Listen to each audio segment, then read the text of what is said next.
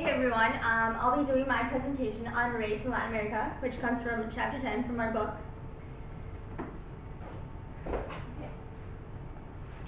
Okay, the meaning of race. Race today seems to have a very simple definition, but in reality, it's actually very hard to define and can be a very controversial topic.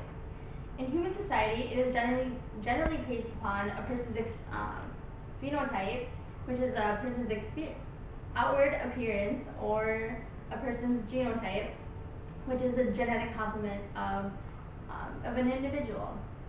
And race is today divided in up into human subcategories, as in you're African, you're Asian, or also like you're black, you're white, you're Chinese, whatever.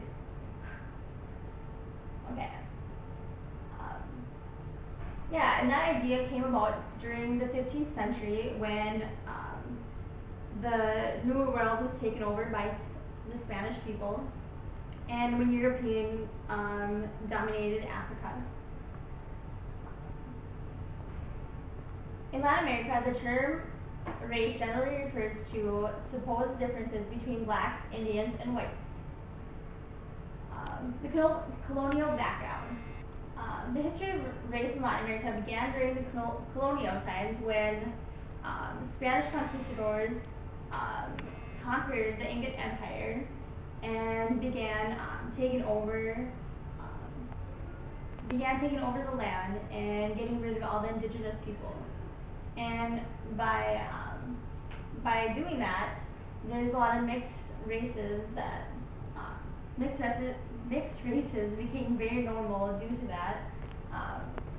Indigenous people, blacks and whites, were the sole groups involved in producing mixed races, and some of the mixed races that came about during that time were the mulatto, white black, which is a mix of white and black race, the Zambo, which consists of indigenous and black race mixed together, the mestizo, white and indigenous race mixed together, and an Indio, which is just an indigenous person.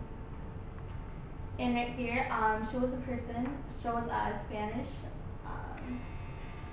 colonist that is getting rid of the indigenous people.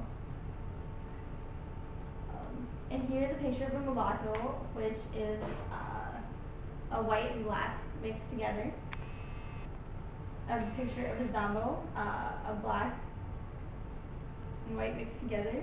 I think that was, yeah.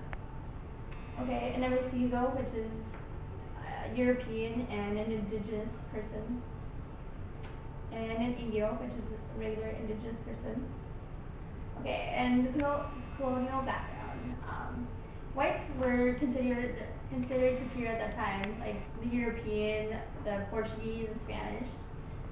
They took advantage of any other race in Latin America, like the blacks and the indigenous people, which were the other main populations besides Europeans. And they exploited everyone who was not of the same race. They thought that they were superior. And resistance occurred during colonial rule. The indigenous people tried to fight back, but of course the Spanish army was way too strong for the indigenous people, and by the end, a lot of the indigenous populations began to vanish. And the whites had strong religious beliefs, so if the indigenous people or black people had other religious beliefs, then they would be persecuted. The independent nations. During the 1800s, freedom from Spanish, there was freedom from Spanish and Portuguese, which eventually led to the ban of slavery in Latin America. And after that time, elites and intellectuals worried that the vast populations of the mixed races, including like I talked about, the mulattoes and the Zambos, they were taking over Latin America, and which was eventually going to make Latin America weak. Yeah, and they set up a lot of laws making it hard for mixed races to get ahead. There's a lot of unequal rights for them.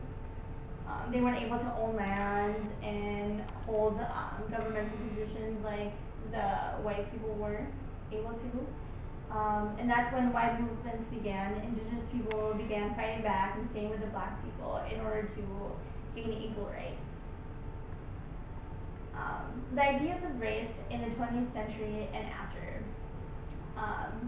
I will compare U.S. and Brazil.